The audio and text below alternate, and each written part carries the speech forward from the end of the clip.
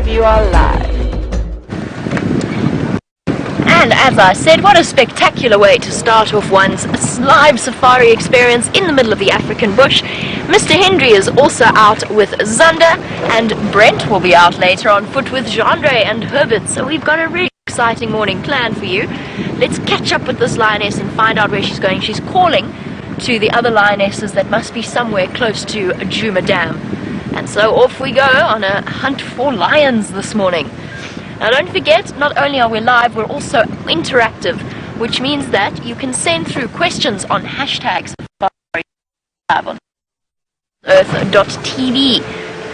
And while we are attempting to find this lioness through the dips of the various river systems of Gallagher and Vuyatela, oh, here she goes. Never mind, I'll tell you what I was going to say in a moment. Oh, she's moving fast.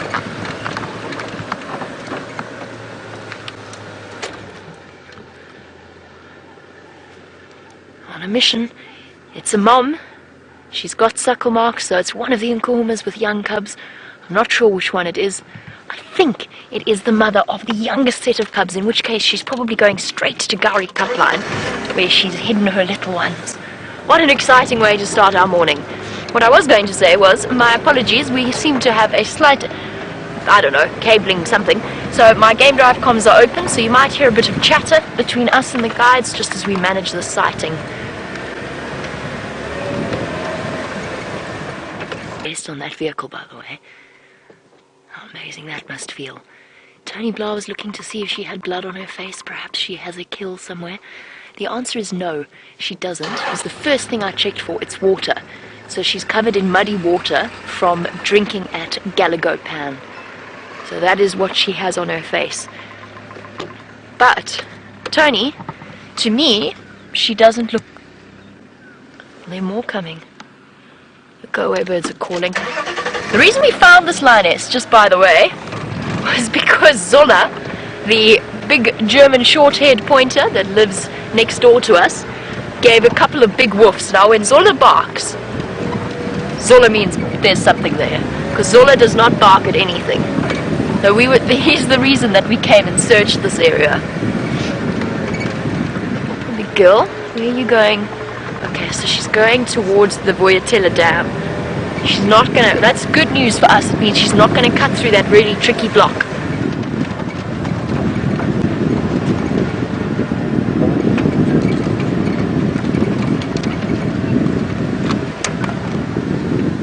Okay, we'll catch up with her around the corner.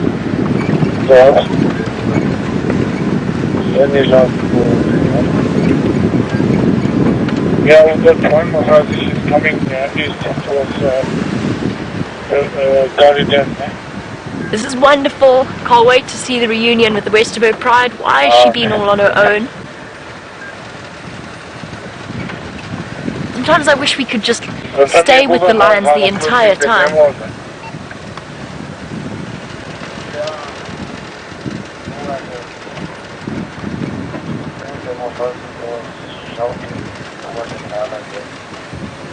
Okay, so Aubrey's just telling us that the rest of them are around the Vuyatela Lodge.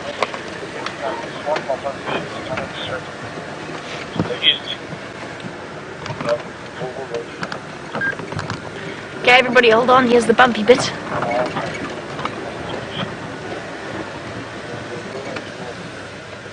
Beep, beep.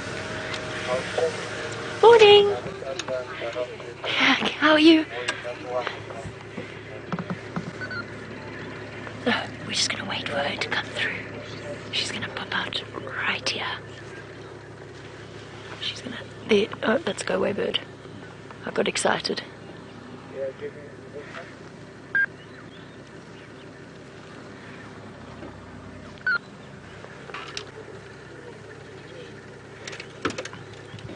Oh, she's coming behind us.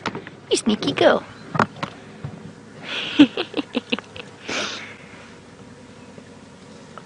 Okay.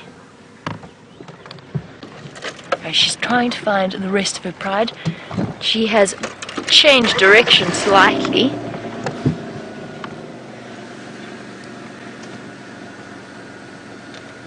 And as soon as this lioness disappears from view, we're going to set off. Actually, we're going to set off now and go and catch up with her.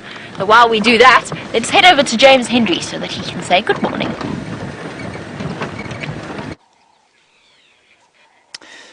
Good morning, everybody, and welcome to this end of the Sunrise Safari. It is a marvellous joy to have you with us on the back of our Land Rover. Well, virtually anyway. My name is James Henry. Zander is on camera. His beard is looking particularly spruced this morning, and so he's ready to take some great pictures of the amazing things we're going to see out here. That is a young kudu being particularly confiding. They are just sort of standing here, not running away, which is unusual, and you can see they're all fluffed up because it's a chilly-ish morning, 10 degrees Celsius, 50-odd Fahrenheit. Still got their winter coats, and we do get lots of questions about whether or not animals get winter coats, and they do to a certain extent. They certainly look noticeably fluffier than they will in the 40-degree blaze of December, for example. It's a really nice kudu sighting, and a very gentle dawn chorus this morning. A dove or two, one or two orioles calling, wah, wah. A few drongos, and otherwise just a beautiful day that has now started with a golden sunrise, which Zander is going to show you now. Well done, Zander. Brilliant timing. Please do talk to us. We're as live as Jamie is. Hashtag Safari Live. Questions at WildEarthTV.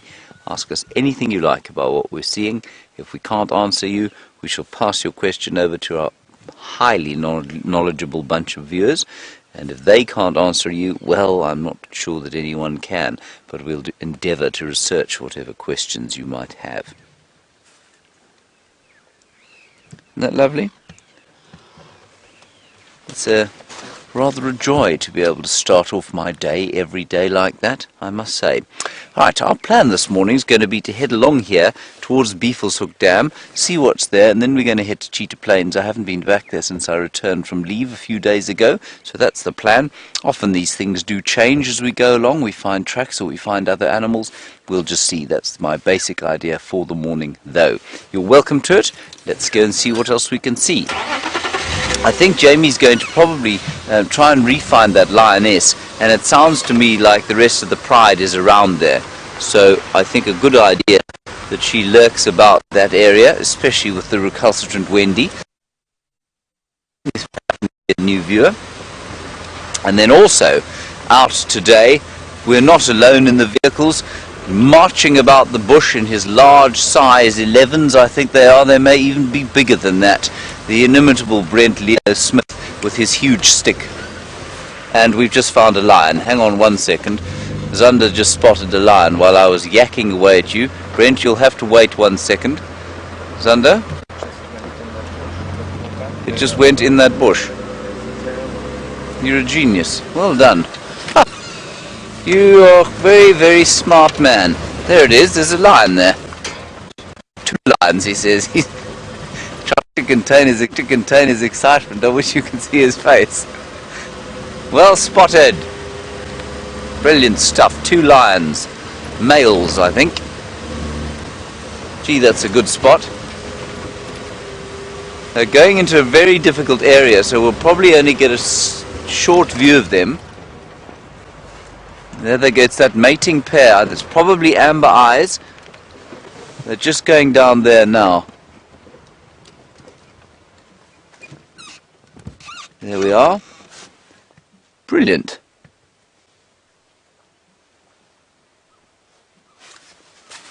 Isn't that nice? So they're heading in the northeasterly direction. They could well cross into the drainage line. I cannot follow them in there, but we will try and relocate them once we get the other side. Stations 1 male, 1 female lion mobile in an easterly direction over Gari Cut Line, about only 50 meters to the south of the Beefleshoek Cut Line. I can't follow up, it's too thick. I will go around the other side. So I just had to call that in on the radio, everybody. If you are a new viewer, we're in constant contact with game drives, and there are 2 game drives around at the moment. Right, let's go and see if we can find those lions again. Back over to the size 11s and big stick of Brent Leo Smith with Gendre and his dreadlocks.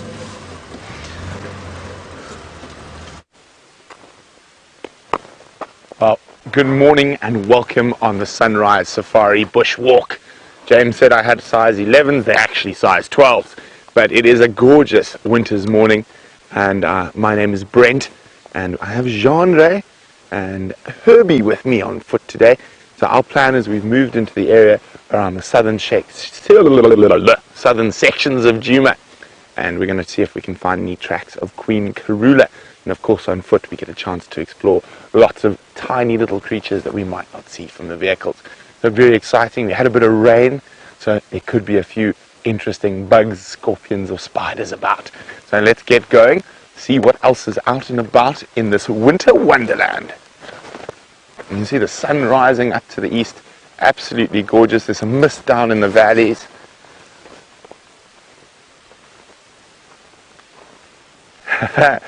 Good morning, Spiridine. It says, oh dear, Brent on bushwalk, we're going butterfly hunting. Well, we might just, it's going to have to warm up a little bit before the butterflies to wake up, so hopefully before the end of show I can torture Gendre with a butterfly or 5. I like butterflies on bushwalk. So this is the area that Karula has been frequenting, so we've come right sort of to the western edge of where she's been frequenting, and we're going to work our way through the bush here, heading down to the east, down towards the Moati River. Fingers crossed she's come back from visiting the south. And of course, when walking through the bush, the most important thing you need is a good stick. Oh, quickly across to James.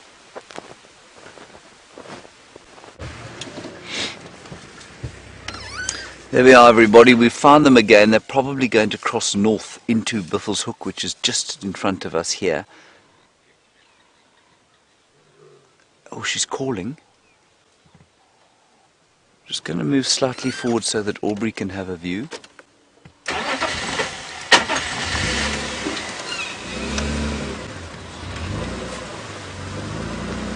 If they cross over this road that we're on now, there, everybody, I'm afraid that will be the last we get to see of them.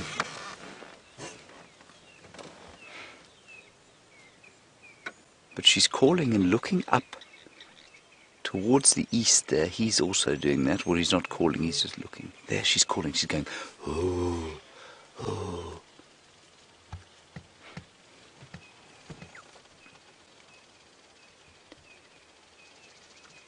And his sole purpose at the moment is following her. That's all he's doing. There's an elephant on the road.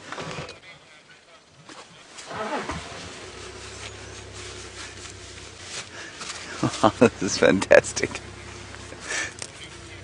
Alright, let's go back to the lions, and I think we're going to lose them soon.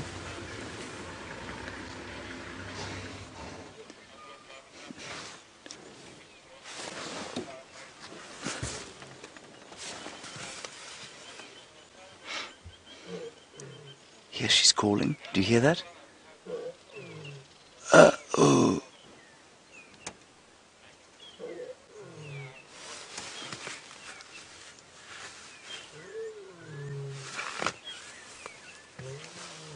She's calling now quite loudly. And now lying down. The elephant is totally oblivious to them, or he doesn't care.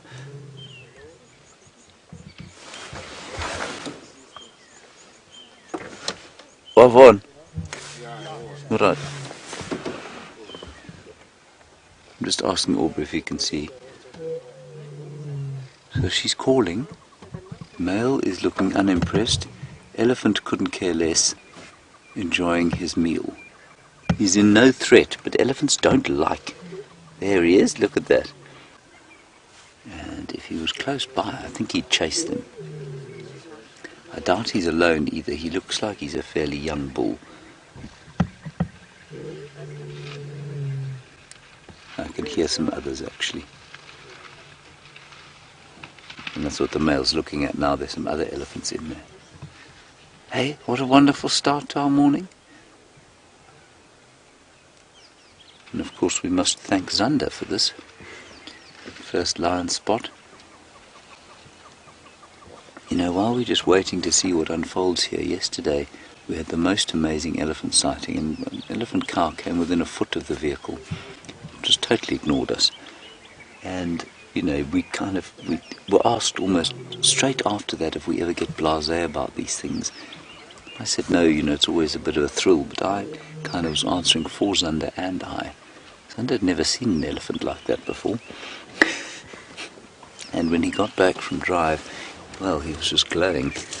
Now, the lioness has got up, unfortunately, so he's going to get up too, and he'll follow her.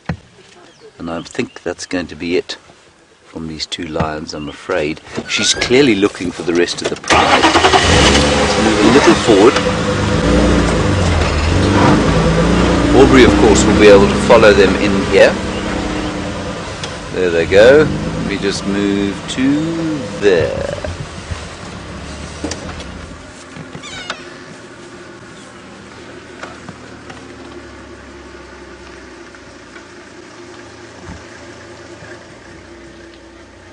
Right, everyone, I'm afraid that's it for us. Isn't that wonderful? Let's go and have a look at the elephants. They're just up the road here. There's a large herd crossing this way into Djuma.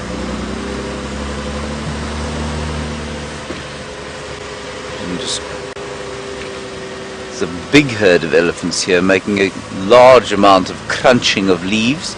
But I think it's a big herd. It might just be one elephant that's destroying a lot of vegetation. Alright, let's quickly go back to Jamie before her lioness disappears. We've got our lioness back once again. She's led us through a tricky spot, but we found our way back onto the road. But strangely enough, she suddenly stopped dead, sniffing and searching around where she is. Which is very interesting because she was very determinedly going to the east, and all of a sudden she stopped. She's now looking in totally the opposite direction. I'm just holding on one moment to see where she decides to go. What's over there, girl? I'm relatively certain that this is the female with the youngest set of cubs. If it is, then, and she goes into Gari Cutline, then I'm not going to go trying to follow her into that particular area. First of all, it's a very ecologically sensitive spot, and second of all, with the young cubs, I don't know exactly where they are. Our stations, I've got this with Fuzzy-Ngala on Gari Cutline, or almost at Gari Cutline.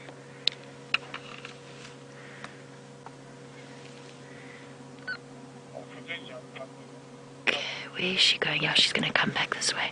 That makes more sense. She's looking to meet up with the rest of her pride as well, I think.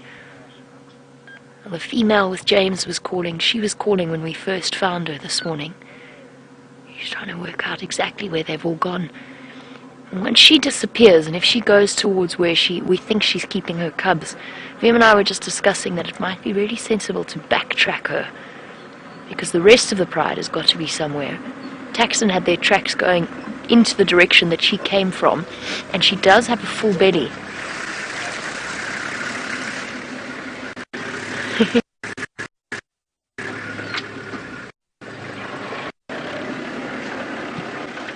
And Donna Hall, while our new mom makes her way slowly towards us,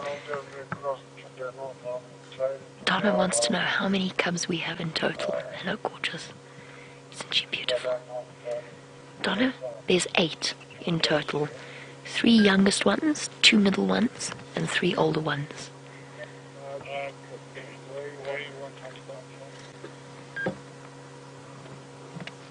This is the mom of the youngest set, I'm relatively certain. Big girl. She's making sure she's not leading anything into her den site, including us. We won't follow her in. She's right behind our vehicle. We can't move right now.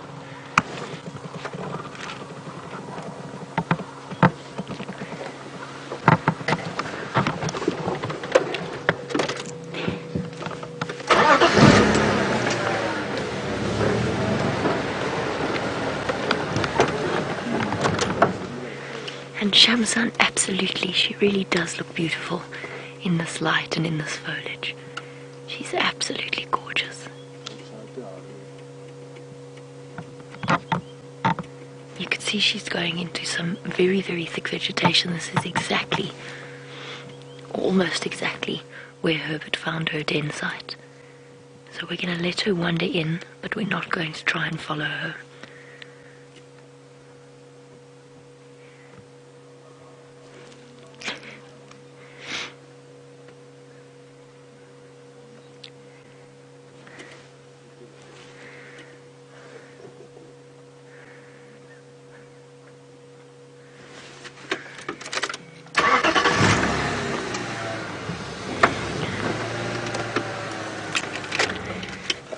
And there she goes, off, I'm certain, to feed her little ones. So as our lioness disappears into the drainage system to go and feed her babies, let's go back to James, who on this exciting morning has got another iconic animal.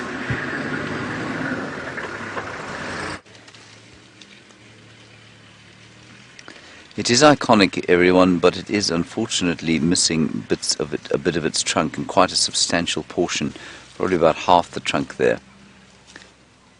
Now, there seem to be an increasing number of these elephants that are missing their trunks and bits and pieces of their trunks, and I suspect quite strongly that although we try to paint a picture that a lot of the stuff out here that renders animals in difficulty is natural, I suspect many of these trunk injuries are probably from human interventions, and that's likely to be from snares. So we know that there are 4 million people living on the boundaries of the Kruger National Park, most of them in abject poverty, and that means that people go hunting not for elephants. It wouldn't have been intentional, that it would have been to try and catch something like an impala to eat, to feed the family. And unfortunately, a byproduct of snaring, which is it's a particularly cruel way of trying to hunt something, but often the cheapest and easiest way to catch something, well, a byproduct of that would be an elephant that gets its trunk caught in a snare. That said, that elephant, although it looks a bit odd, is surviving, and I've no doubt it will survive. That is not a fresh injury at all, and so I think it will be absolutely fine. And we've seen many, many elephants out here with sort of bits of their trunks missing, and they get by, you know. They drink by sticking their faces into the water. They go down on their knees. There's a big bull who's missing half his trunk. That's how he does it. They manage to browse by pulling over the trees and then just biting the leaves, as opposed to sort of picking them off individually like many of the elephants do. And they just get by.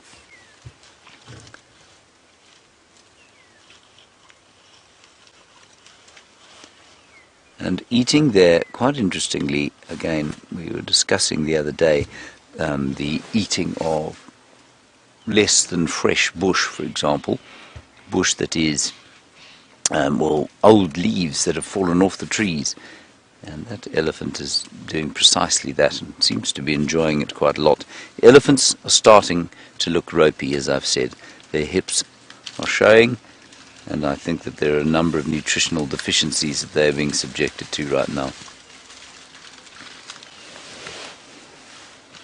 Let's just see where they go. I will try and move into a better position, but they're moving because there's also another vehicle coming. They're still inside Buffelshoek. But let me just reverse slightly.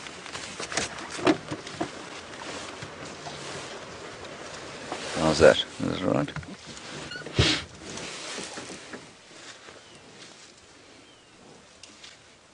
That little thing staying close to Mum now, a little bit nervous. That's what that foot in the air means. Just fidgeting, displacement behavior. And you can see the trunk not quite up to being able to pick leaves and break little twigs just yet, although it will be attempted. And I don't know if you heard that, but a fairly loud grumbling sound from, I think, that young bull who crossed the road while the lions were on the road, going...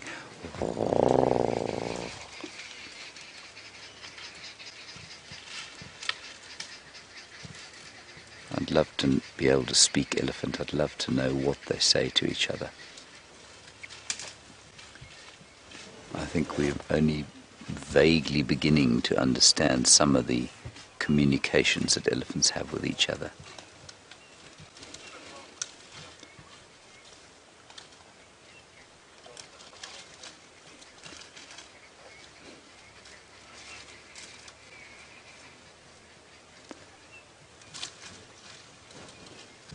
Hello, Justin S. A nice question from you about whether they will. We all know that elephants mourn their dead, but will they mourn the dead of elephants that are not related to them? Justin, I think it very much does depend on whether they're related to them or not. I think what you'll find is that while they might not mourn a strange elephant, they will certainly acknowledge it. And they'll go past the bones of a dead elephant that isn't necessarily related and smell them and feel them. And so I think it's probably a little bit like, if you go to a graveyard, for example. My mother loves going to graveyards, not modern ones, old ones. And you go into those sort of graveyards, historical graveyards, and you feel a sense of sadness because you know that there are dead people there, and they all had families and there were people that mourn them, but you don't necessarily feel bereft like you would if you lost a family member. And I think it's quite similar with these elephants. I don't think they feel the same sense of mourning that they do when they lose one of their own, but absolutely they acknowledge the death of other elephants that aren't necessarily related and that died quite a long time ago. There they are. Hoping they're going to pop out from there.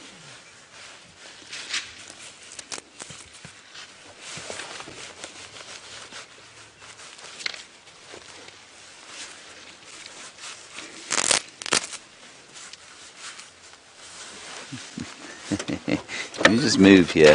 One of them has picked up a very substantial sort of apple leaf tree.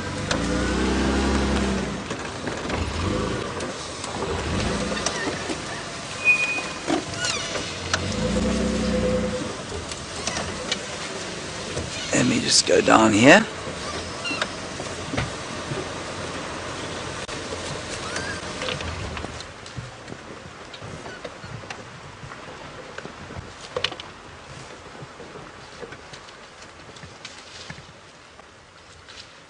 The one there is giving us a bit of a stare.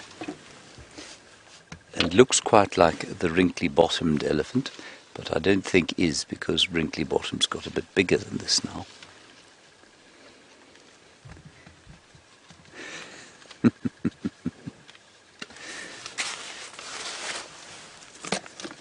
They're so funny when they do that.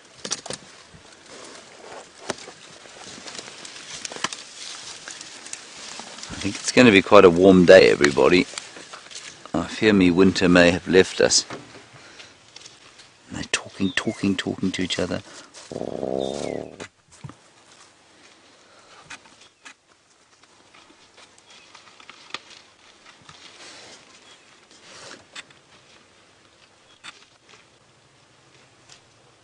They're all talking now.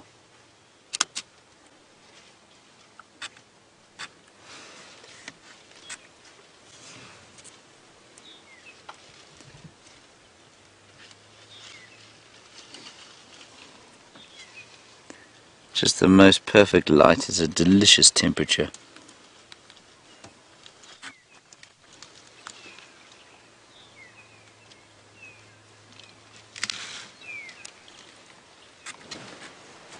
And there's another one now walking.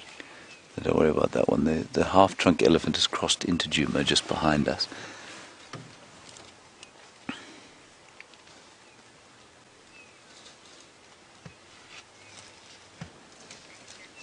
Here they come.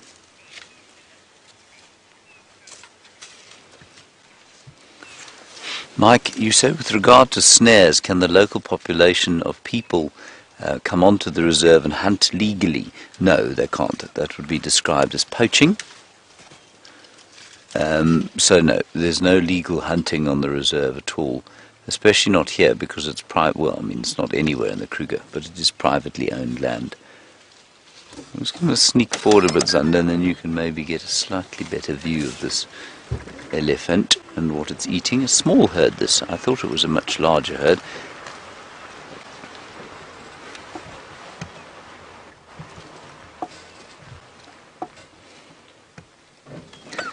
But I suppose in the same way as you might say the old adage goes, one man's freedom fighter is another man's terrorist. So you go, one man's poacher is another man's hunter. And that's what's going on here. It's a tremendously contested space. Conservation space throughout Africa, because of course conservation area is largely a colonial imposition and not born of local people destroying wildlife, but born of the colonialists destroying wildlife. So it does make it a little awkward. And we're nowhere near sorting out the problem yet.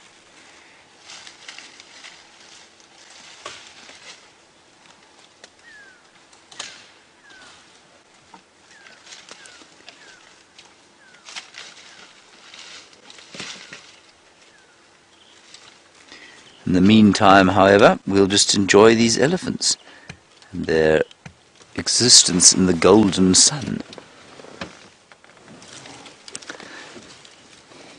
Jamie's lion, I think, has disappeared, and she has now had to go back home, unfortunately, because Wendy is a nasty old bat and is not functioning in a proper way. Okay, we're going to wait here with these elephants for a little while. Brent Leo Smith has found something other than his own giant footprints in the sand. Let's go and find out what they are.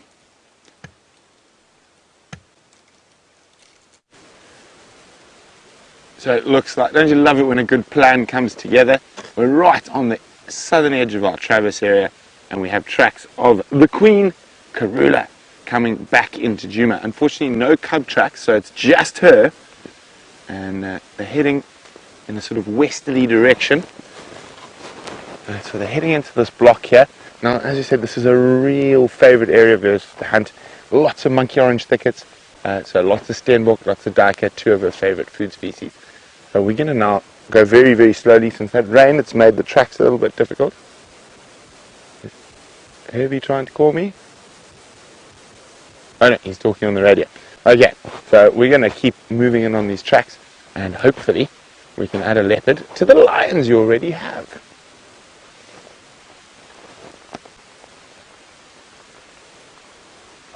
We've just got to go very slowly. You can see how hard the ground is.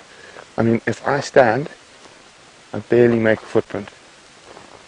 And I weigh more than double what Karula does. So you've got to know in these situations with tracking, you've got to start thinking like a leopard. So if I was Karula and this was in front of me, where would I go? Now, the problem with Karula is that most leopards will take the obvious main game path through here. Karula sometimes doesn't. So we just got to go very, very carefully. Try and look for any little bits of slightly softer soil. We might just get the inkling of a track. And I mean, we're dealing in little dust scrapes at the moment, so it always pays to just check very, very carefully.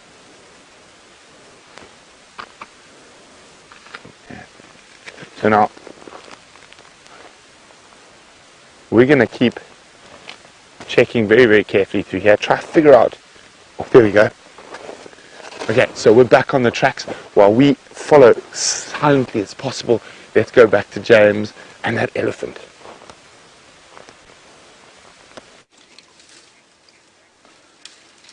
And silently is not easy with that backpack that Gendre is carrying, but I'm sure they'll do their best. Right, here we go. Our elephant cow, she's now thinking about coming across the road here, I think, to join the young bull that came across a little while back. And she's feeding on what's called Acacia gerardii, the red thorn. Delicious tree. The gum is really nice to eat, even for human beings.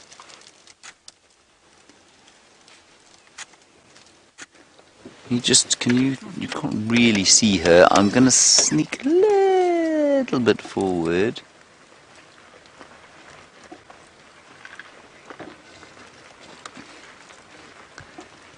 Hello, George H. A very nice question from you.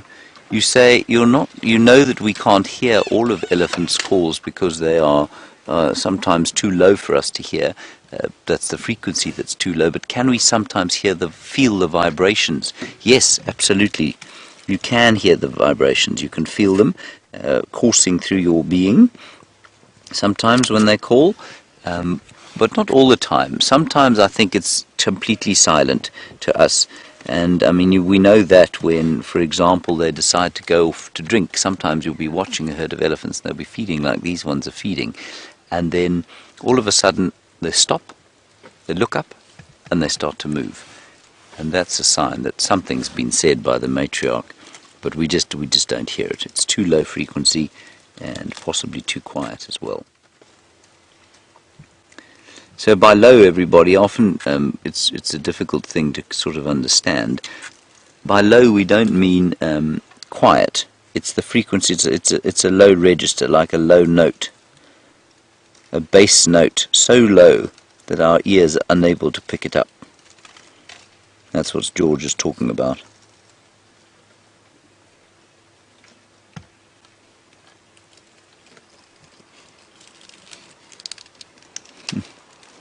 That little thing is being quite amusing.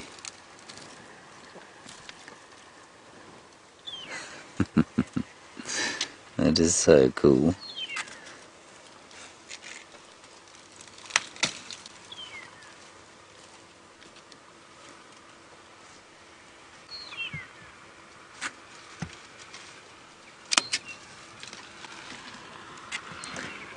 We seem to have a private vehicle driving at us at some speed.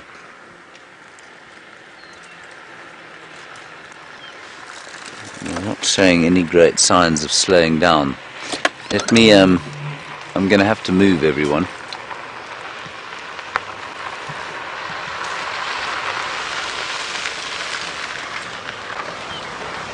There we are, we're okay. It's just people going to and from work at the camps. Elephants didn't mind. Well, the little one did a little bit, but he's okay. Cool. It's like Elof Street here. There's another one coming by. That's why they've stopped feeding. They're just waiting to see what's going on here.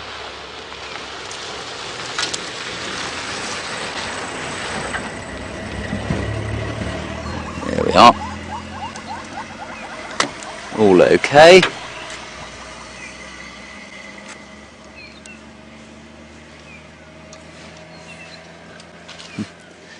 Callie, you said, did the little one go underneath its mother for protection? That's precisely what it did. It's exactly what it decided to do.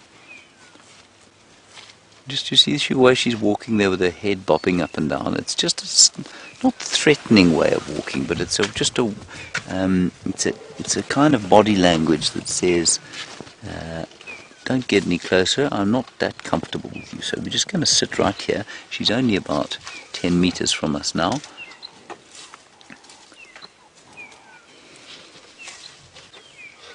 And we have a beautiful shot of an elephant bottom. Sunda, is that the best elephant bottom sighting you've ever had? Yeah. I think it might be. She's also got some very impressive hair on the bottom of her tail there. Salon quality. As opposed to gendre quality.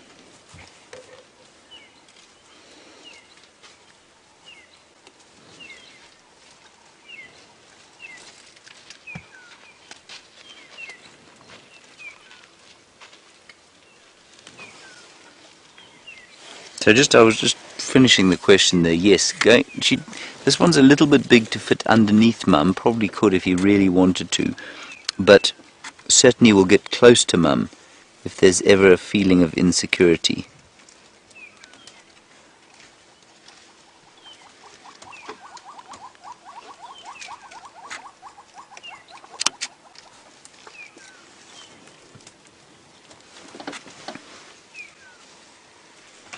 And will certainly still be suckling, although trying to eat some vegetation at the same time. And there they go. And now I'm going to cross into Djuma. Vicious little bull there.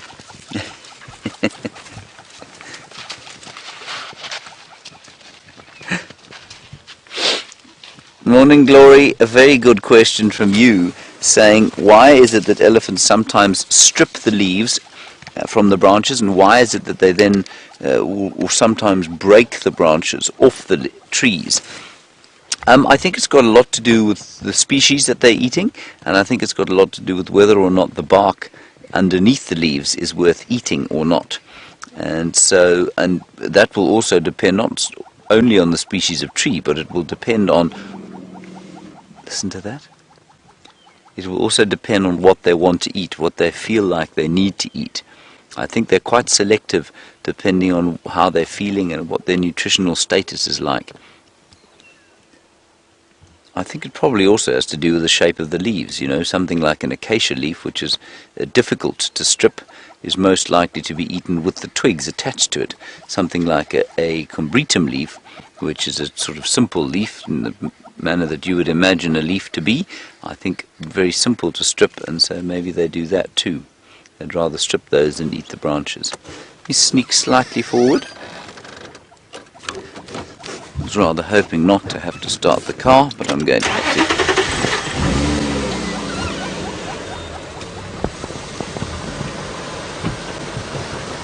In fact, Zander, if you don't mind, just on the top there of the tree, there's a red-billed hornbill. We're just moving the camera. There we are. A yellow-billed hornbill, sorry, as evidenced by its yellow bill. And I love the way, I've said this before, I've loved the way hornbills sit out in the sun in the mornings, warming themselves and giving their little songs.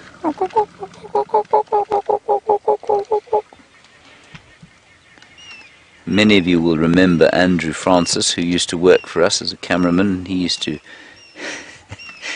claim he could talk to the hornbills.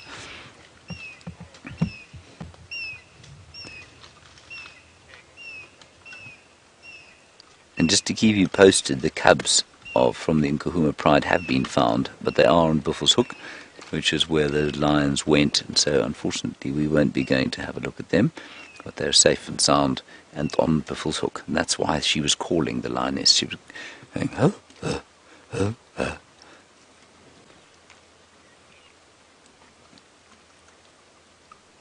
Isn't that nice? It's a really nice shot. I'm hoping it's going to do its full display.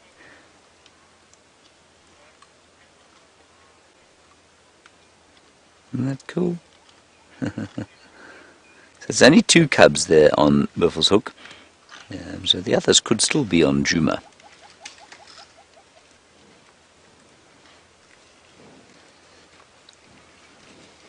And that little hornbill will eventually get up and move, go down, probably try and find some termites to eat at this time of the year. There won't be any fruit for it to eat. It might also find the odd reptile, perhaps a lizard sunning itself in the early morning light, or even a new chameleon, perhaps. Mostly it's just going to warm up after a chilly night. Just appreciate what you've just seen there. I know that it looks like a fairly awkward jump from one branch to the other, but it is a tremendous, from a human point of view, a feat of coordination to do something like that. It's jumped its whole body height down onto a twig that is less than a few centimeters wide, in fact less than a centimeter wide, so less than a quarter inch, and it's just jumping around on these branches seemingly at will. But if you could imagine trying to do the same thing proportionately with our sort of physical capabilities, it would be completely impossible. And the next time you have a bird in your garden, or you watch a bird in a park or something like that, and you watch the way they hop around on the trees, it really is just so impressive. There the elephants go behind it.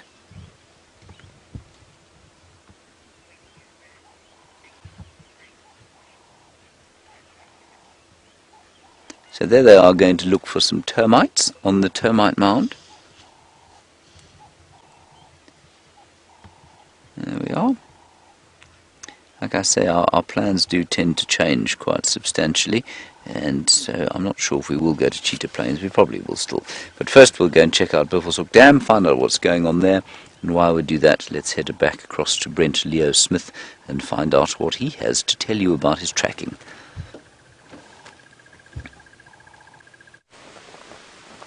So we saw a couple of tracks in the block heading in a generally sort of northeastern direction, but I mean they were just the tiniest little scrapes. So we made our way down towards Treehouse Waterhole.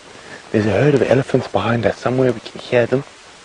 And Herbie's just checking up there, we're checking down here quickly. So I'm really hoping we're going to find some nice fresh pug marks out on the softer soil. It's really difficult tracking at the moment, but that's what makes it quite exciting, because you're able to test your skills to the absolute limit on the hard soil. Now I'm just going to take a meander down towards where the elephants dig. Hi Justin. Justin's 13 years old, and he'd like to know, how do I know that they are Karula's tracks? Justin, this is one of the core parts of their territory, so it's unusual to find another female in this area. The other thing is that I've been looking at Karula's tracks for over a year and a half now, and they're quite small for a female leopard, so it does help us to discern that. So even Shadow's tracks are a bit bigger than Karula's, and Kanyenis are much bigger, Salahesh's are much bigger, and the only other possible leopard it could be in this area maybe is Shadow, and her tracks are bigger. So there were no cub tracks, so she's obviously stashed the cub somewhere, and she's out hunting. I just want to go have a quick look down here, see if there's water in any of these little spots. There might be some water down in the main part of the water hole, and if there is, we're going to check very carefully around the edge, see if she stopped for a drink while she's been out on the hunt. Now, I've found Karula in this area many times, so that's why I'm talking quite quietly, walking slowly, and you notice I'm looking around. I'm also very conscious that the elephant's not too far away. Okay, whoopsie. Okay, so here we go.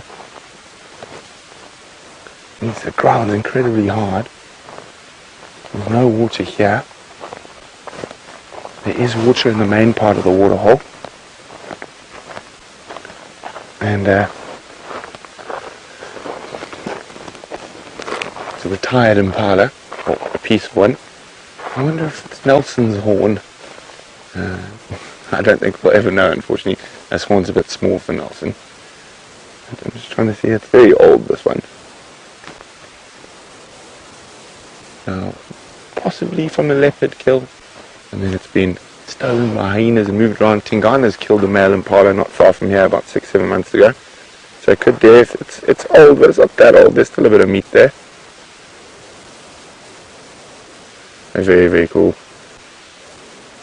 I think maybe we should find another one. We can attach them to Jean-Dre's hat, so he has some camouflage as he moves through the bush. Or put it on the aerial. Very tall impala. Okay, so ground's a little bit softer here, but still be quite difficult to find tracks. And there has been an Ellie visiting here, but after the rain they're probably not going to be as serious about digging. Yeah, they haven't dug down into the water here for a while, but even if I dig a little bit, you can see the color of the soil change, and you can see, so that means the water is not far down there. You see that dark damp soil, but there is standing water, so I think she's probably going to head towards that.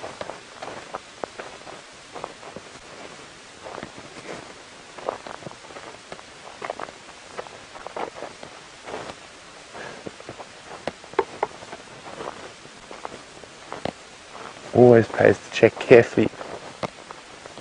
Now, the one positive here is there's been a lot of hoof action and elephant walking here, so they've softened up the soil, so it gives us a better chance of seeing tracks.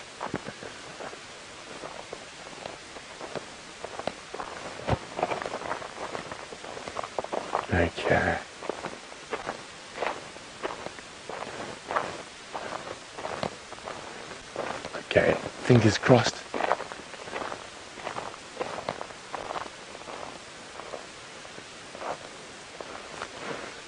We've also just got to hope she was here after the elephants.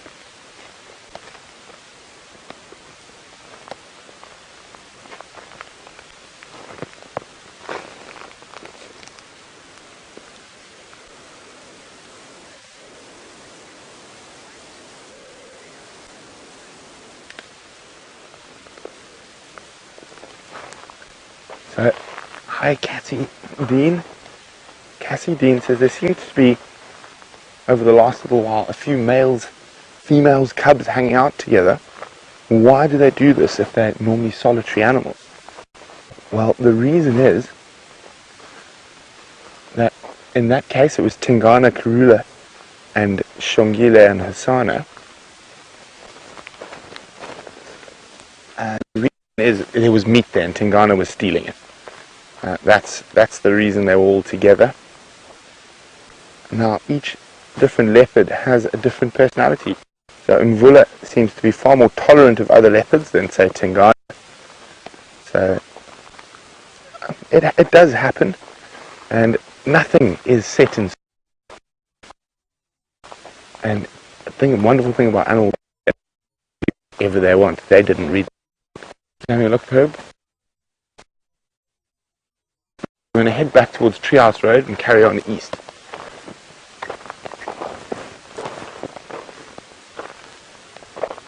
Okay, so we'll move on.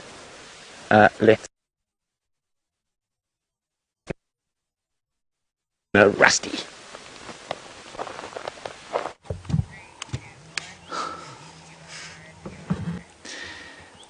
Hello everybody again. I'm just sighing there because these waterbuck were framed so nicely in the light, and now they've decided that they are deeply afraid of us and they've walked off just to a position where we cannot see them properly. It is very irritating. Come back here. Come back here. Turn around. No, they're not interested.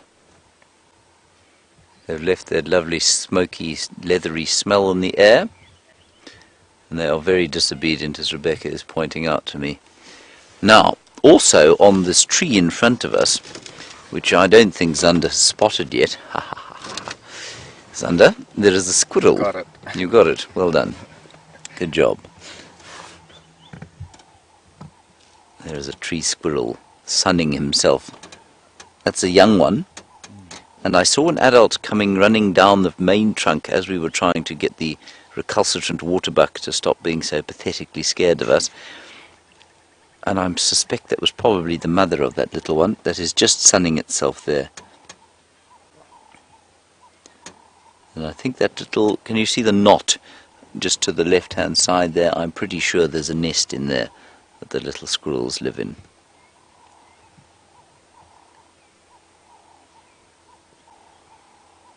Very sweet little things. Now, if I'm not mistaken, and you must ask him to tell you about this the next time you talk to him. But Steph, who is, for those of you who don't know, is basically our general manager, and he also presents very beautifully, wonderful naturalist. But he's got a little son, and they rescued they rescued a little squirrel that had fallen out of a nest or something. I don't know how they got it. Anyway, it now lives with them at home, but it keeps biting Steph. So while his son is absolutely enamored with the thing, Steph can't wait for it to shake off this mortal coil or be carried off by an African goshawk.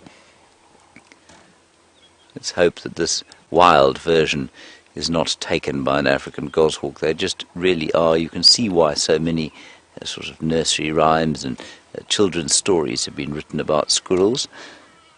They're very cute indeed. And certainly, I don't think many of you would associate them with rats.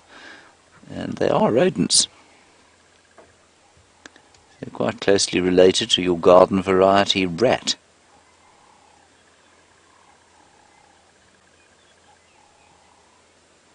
Just almost closing the eyes there. It's warmed up by the sun.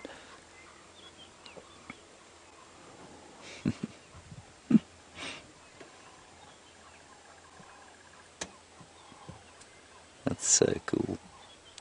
Alright, we're going to move forward now. We're on a road called Central Road, which isn't interesting so much as it is because we don't know where the other lions are. So we're just going to see if we can't find them through here. We've had 3 lionesses so far today, 2 cubs on Buffelshoek. Where are the others? Don't know. Where are the other Birmingham boys? Don't know that either. So let's go and see if we can find out.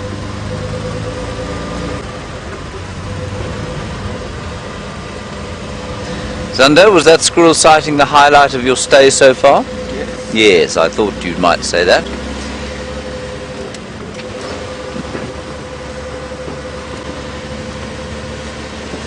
Righty.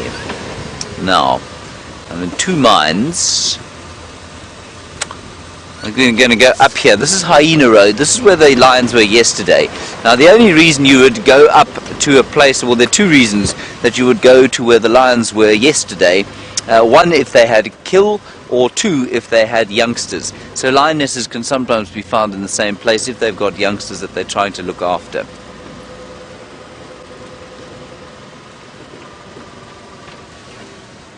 I'm just going to talk to Herberto on the Game Drive channel. He wishes to speak with me. When Herbert calls, one answers. Herbert, do you copy? I'll turn him on so you can hear him. His dulcet tones.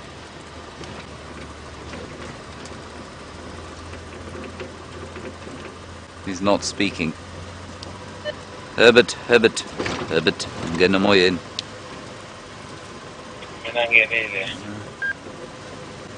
Varewa wagunlav.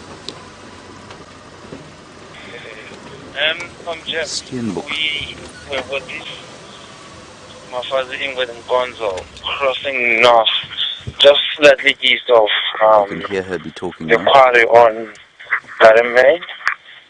Confirm, where are you operating? I'm on Hyena Road at the moment. Okay, copy. Hiding, just like the waterbuck did. Walked the block from the cut line north towards Freedom, and we are now on Freedom. Still looking for the coming out. We're gonna check Nest. We mind to check from Shibamo to Treehouse. He's just telling me where to go and look for Karula. Yeah, I'll make my way down there. I'm just quickly checking Buffelshoek Dam, then I'll come down there. Okay. Because Jamie, of course, who was going to go into that area, is now stricken at the DRC. That, of course, is not the Congo, but the area where we live. All right, let's drive a little bit quick, everyone. You heard Herbie there saying quite nice tracks of Karula down to the south of where we are now. I just want to check if those lions and the cubs aren't around here still. Only 2 up top there, so those could be the 2 younger ones, or it could be those 3, one of which we think is probably going to die as a result of a severe injury to the left back leg or even the pelvis. Hold on, everybody, this is going to be very uncomfortable. There we are. There we are. Hello, Justin S. A common question about rescuing animals, and have we ever rescued one? No, I have rescued a squirrel once, but I've never rescued anything else. And that's just because you don't know, A, how it's going to turn out, and B, of course, a lion cub very quickly becomes a lion, which is something of a terrifying prospect if you do not have the if you don't have the facilities to look after them, and if there isn't an obvious place where you can put them. So no, we won't rescue them. Wild dogs a bit different, cheetah a bit different, because they are so obviously endangered, much easier to find placings for them. And so, you know, endangered species and animals that you can place in new homes where they won't just be killed on reintroduction to the wild, well, then we might consider doing that sort of thing. Like with Sindile, I guess. Sindile has been rescued. If you are a new viewer, please just tell us that you're watching. It's lovely to hear from you and to know where you're from. #Safari Live, questions at WildEarthTV. If you're wondering how on earth people are getting hold of us, well, that's how you do it. And we'll answer your questions in real time. Otherwise, just let us know, and we'll give you a shout out to acknowledge your enjoyment of the wilderness here with us. I don't see any lions on this road. Luckily, I've got Lion Spotter in Chief Zunda with me today. Watch your heads, everybody. Thorns. I think it was round here yesterday that the lions were. And as there are tracks now. Tracks on the road going north.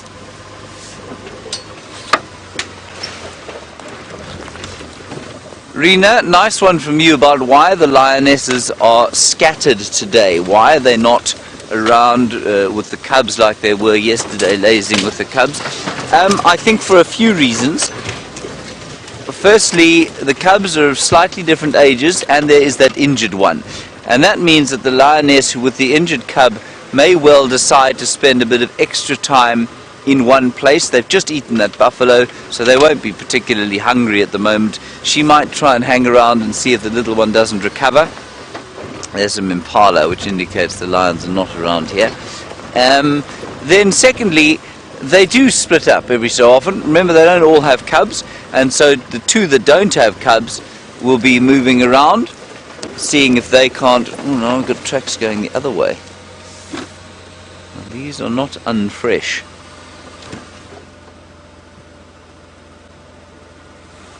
Sunday, you keep an eye on the bush here. Sorry, I will get back to you. Now, male going north, that's that way. Female going south, that's obviously the other way.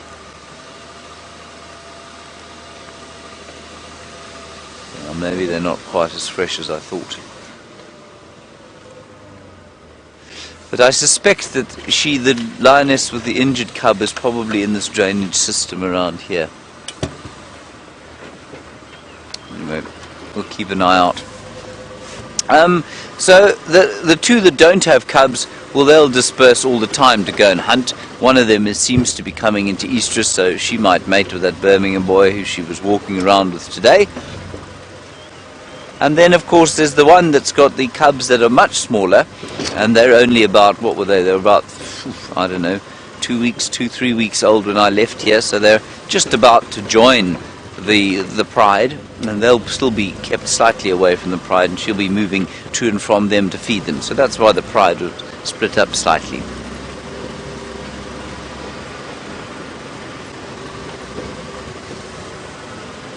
Not much going on here in the way of lions. Never know, you never know. Could easily be that one of those lionesses that has been found, even the one that Jamie had earlier, could have been one of the ones from here yesterday. I just thought it was worth doing a little drive through here to see. As I keep saying to you, please keep an eye out in the skies for the Wahlberg's eagle. Now the 4th of August, me dad's birthday. So please remember to wish him well. And just keep your eyes in the sky for the Wahlberg's eagles. The first ones must be coming fairly soon. There is a kudu. Do you see the kudu, Zonda? Two kudu. Stop running away. Not one of great courage, the kudu. The ones we had earlier were very courageous, not these ones though. There we go, that's a nice shot.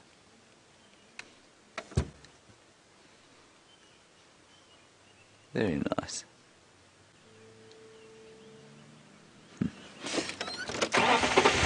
There's some more up ahead, and an impala.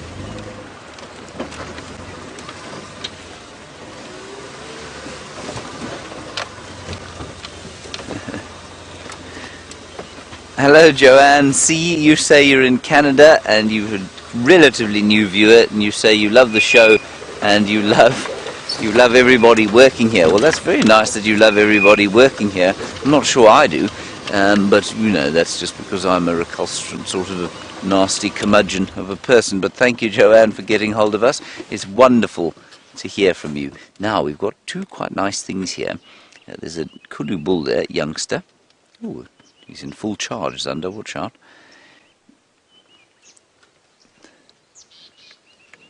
Here's another one behind there. And there's an impala ram off to the right of that, hanging about with the kudu, relieving himself, obviously. There he is. Very fine specimen.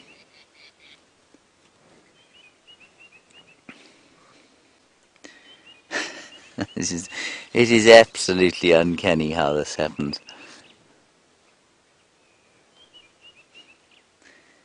Yes, yes, get on with it. Thank you. Well done.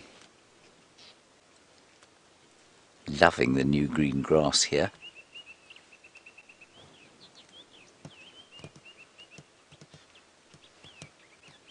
Now, Zander, if you don't mind going onto that kudu again, I'm going to just sneak a little forward. It's eating leadwood, I think, which is not common to see.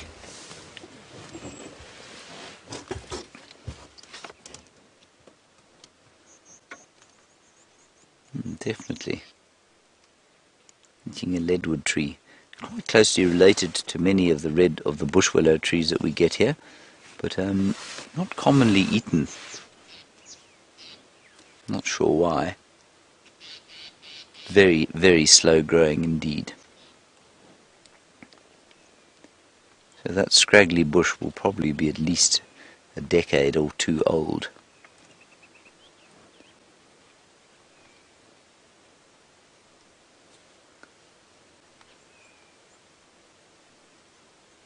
Very nicely lit there by the sun, and you can hear that the dawn chorus, well, it wasn't a very loud one to begin with, but it really is pretty quiet still.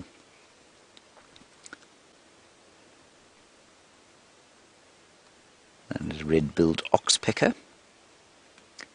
Is that red-billed? Is it? Are you on the end of the lens? There we go. No, it is a red-billed. Yes, I thought it might be yellow-billed, but it is red. Looking for delicious ticks to eat. A breakfast of ticks. Sounds wonderful. Can hear some ground hornbills calling way in the distance. Now, we were talking earlier about the low frequency of the elephant call, and we're looking at an animal that makes a call that's also very low frequency, a kudu. Low frequency alarm bark, and in the distance you won't be able to hear them, but I can hear the ground hornbills calling. Also very low frequency. Now, low frequency sounds travel really well through bush. Apparently that's something to do probably with the larger wavelengths, allows them to travel much better through bush and vegetation than high frequency sounds. And so many of the animals out here don't make loud sort of high-pitched screams, but often sort of very unusually low frequency sounds.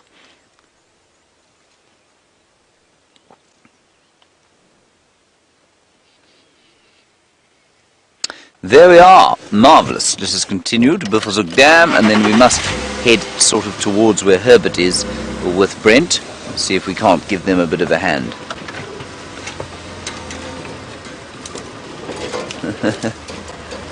And Dispatch, thank you very much for your comment. You say, it's very kind of you, you say a lot of animals communicate with their dung and with their urine, and maybe the animals are just trying to talk to me. I think that's precisely what's going on. Thank you very much.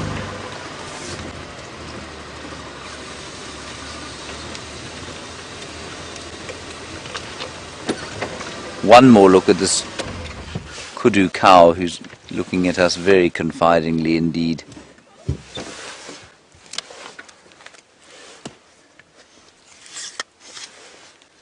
And you can can see how the light, I'm not sure if you can, but the light really has become very bright indeed very quickly.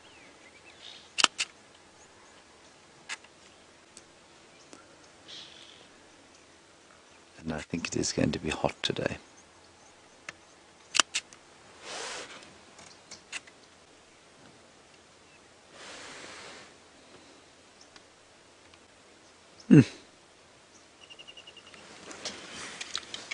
Almost feels summery, doesn't it? Right, I'm not stopping again until we get to Buffelshoek Dam unless we find Cheetah. Right, in the meantime, let us go across to Brent Leo Smith, who has made himself even taller than he was originally. I'm sitting atop a massive termitaria and acting like a leopard, enjoying the morning sun, listening. Fortunately, my ears can't move around like the big cats can. So we didn't find any tracks of Karula crossing out of this area. So we're now checking very carefully in here. So I'm just taking a minute or so to sit and listen.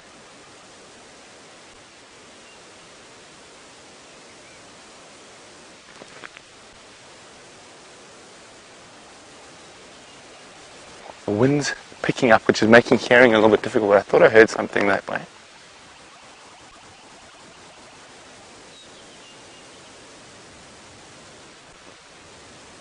Might have been my ears playing tricks on me. Of course, I wish I had hearing like a leopard. It would make finding them a lot easier.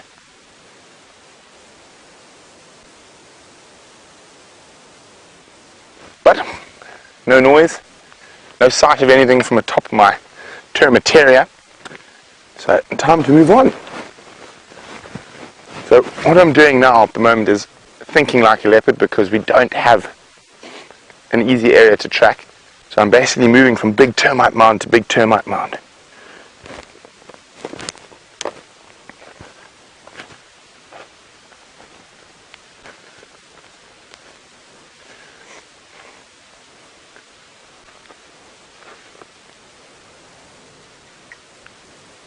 Big elephant trumpet but there, so I did hear something in that direction, quite far away, but upset elephant, probably upset at another elephant. Morning Natasha, who's in Ontario, and Natasha would like to know what's the hardest thing about tracking and what animal is the most difficult to track. Of the cats, I would say leopard, probably female leopard in particular.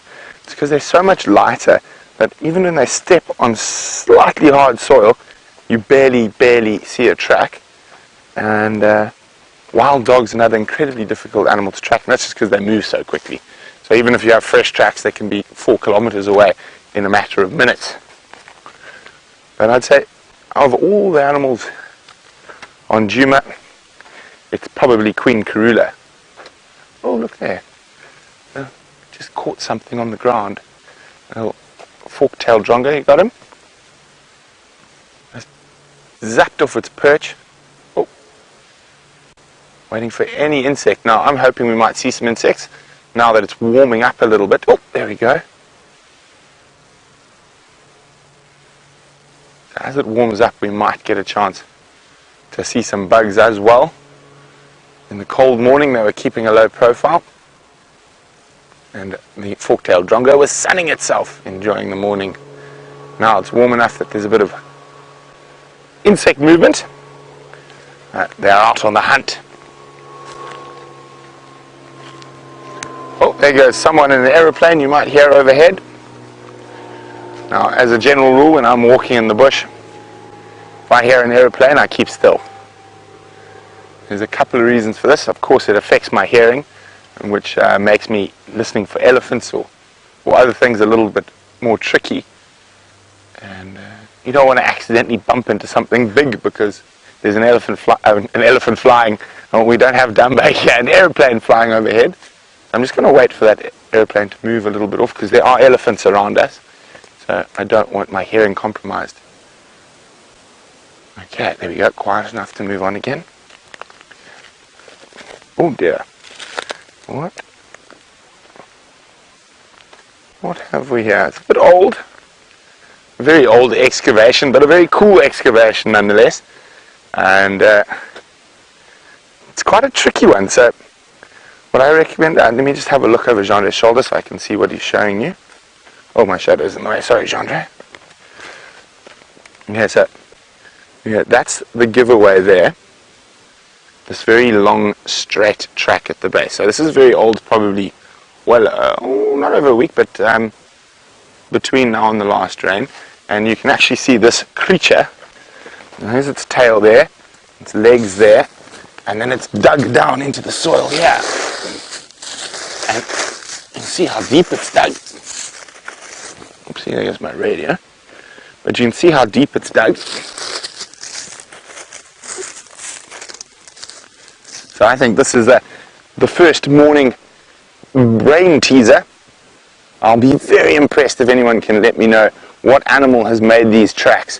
So it's laid down here, its tail's there, and it's dug deep into the soil after some form of creature. So if you know what animal made this track, please let me know. Questions at WildEarthTV or use the hashtag SafariLive on Twitter. Okay, that's a really nice one. I'll keep a lookout for a fresh one, and maybe it'll be a little bit more distinct.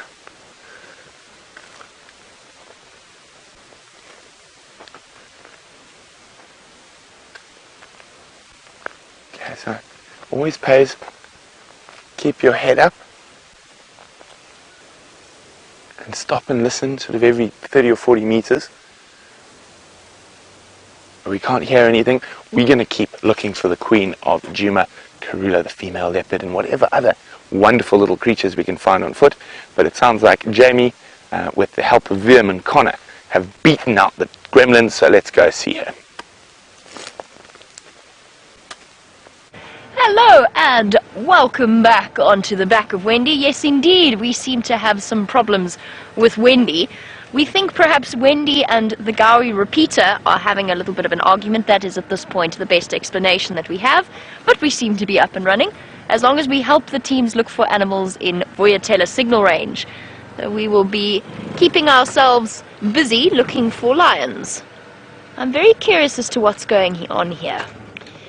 I'm trying to figure out exactly what our lioness was up to this morning, why she was around here, and where the rest of the lions are. So they found 2 females, I think one of which was Amber Eyes that you saw this morning with James, one of which might have been the female that we started off our morning with, but there's still, therefore, 3 missing, and there's tracks coming. Our lioness has sort of done circles this morning, so I'm going to jump off and I'll show you the track that I'm looking at.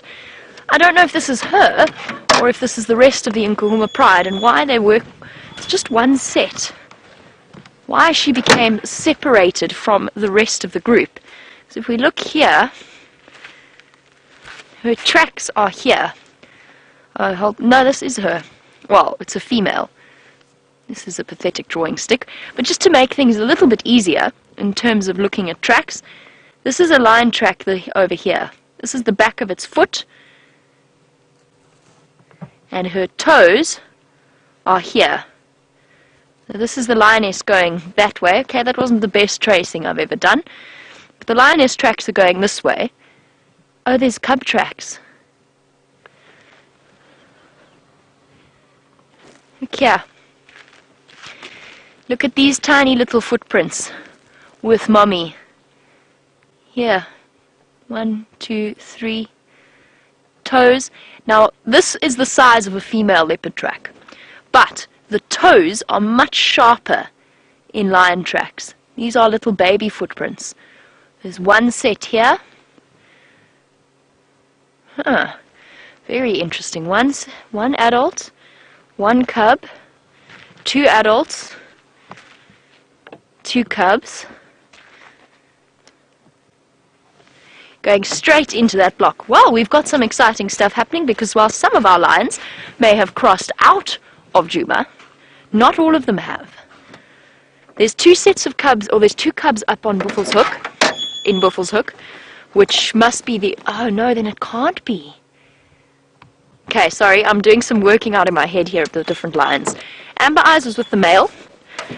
The mother of the 2 cubs that we only recently discovered existed, the mother of the 2 cubs is the older female. The female that we had this morning was not an older female, but she was definitely a mother. Therefore, she was the mother of the youngest set of cubs by process of elimination, because she was not the mother of the oldest set of cubs. I hope you're all keeping track and keeping notes, because it's all a little bit complicated. These tracks go straight in to this block here, and I'm sure that is where the lioness is with the older 3 cubs.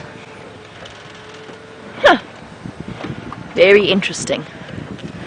Let's just see exactly where they've gone off the road here. Oh, the problem with this particular spot is that there's lots and lots of traffic backwards and forwards. I've still got them on either side of me going along the road. Fresh tracks, beautiful tracks, right up until they've been obliterated by the passing of vehicles.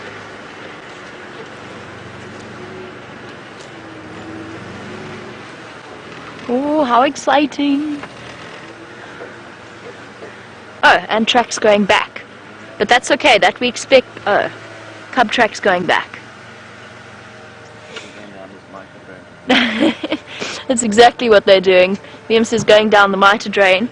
Why? Which way are you going, lions? That way, that way. That way. Ooh, which cubs are we tracking here? This is a bit confusing. Look, the tricky thing with tracking cubs, we know the lioness went back in that direction, one of them, so that her tracks are expected. The tricky thing with lion cubs, as we've seen, and one of the reasons why we enjoy watching them, is they're playful.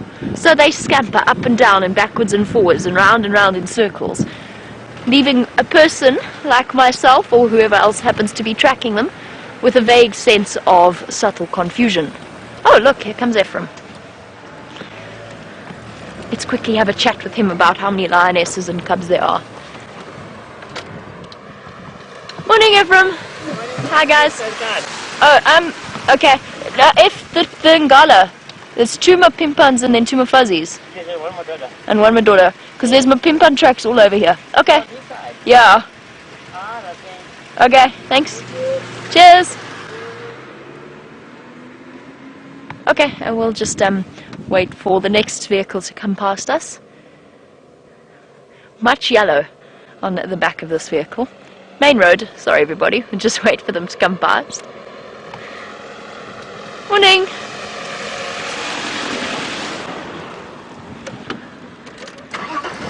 And that's why it's tricky tracking on this road.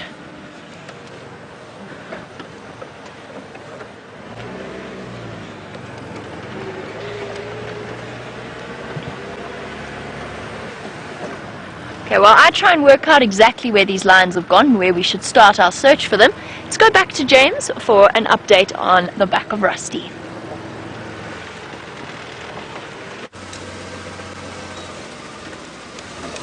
Hello everybody. Male leopard tracks going down this road, so you excuse me not looking at you.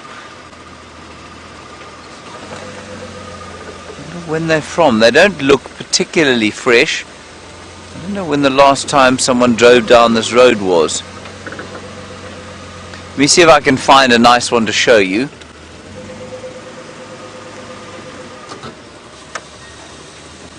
Just trying to think. Tingana, I suppose could be him. He did come down this way.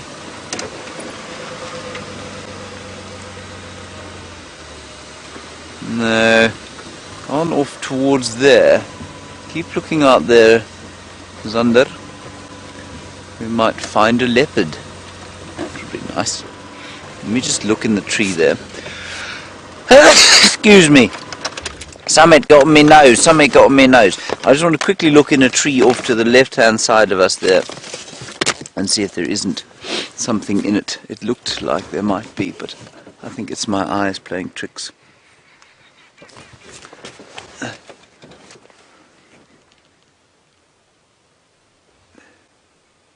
It is indeed my eyes playing tricks. Anyway, there are tracks of the male leopard going down this road. I think that they are not particularly fresh. I also don't think they're very big, which is quite interesting. So possibly not Tingana, maybe. our old pal Sindile. Let's carry on down here, see if they don't pop out further along. I'm not going to call them in because I don't think they're very fresh.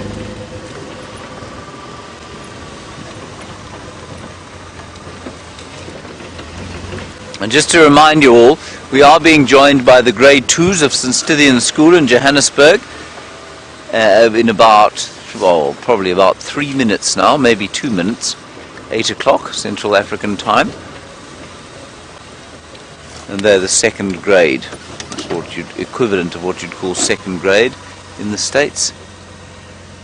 There's a very thick bush here, so I'm going to drive slowly, just in case I've misread those tracks.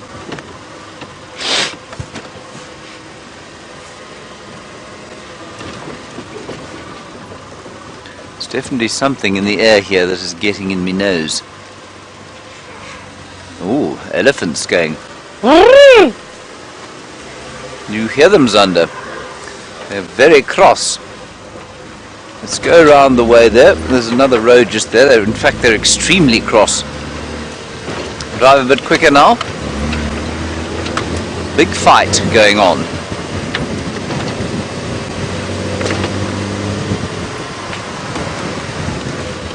Hold on tight, everyone. Maybe they've spotted a leopard.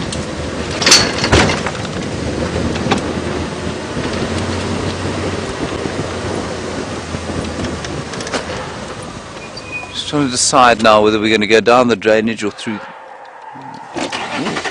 Hang on. They're just up here.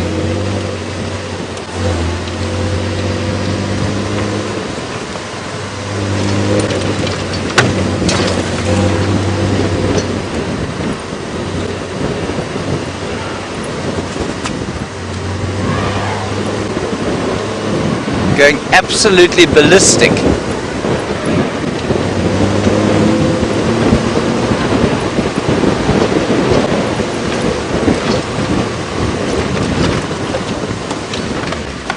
There, it's wild dogs. It's wild dogs. Wild dogs, everybody. Wild dogs. They're onto the drainage line. Right, Zander.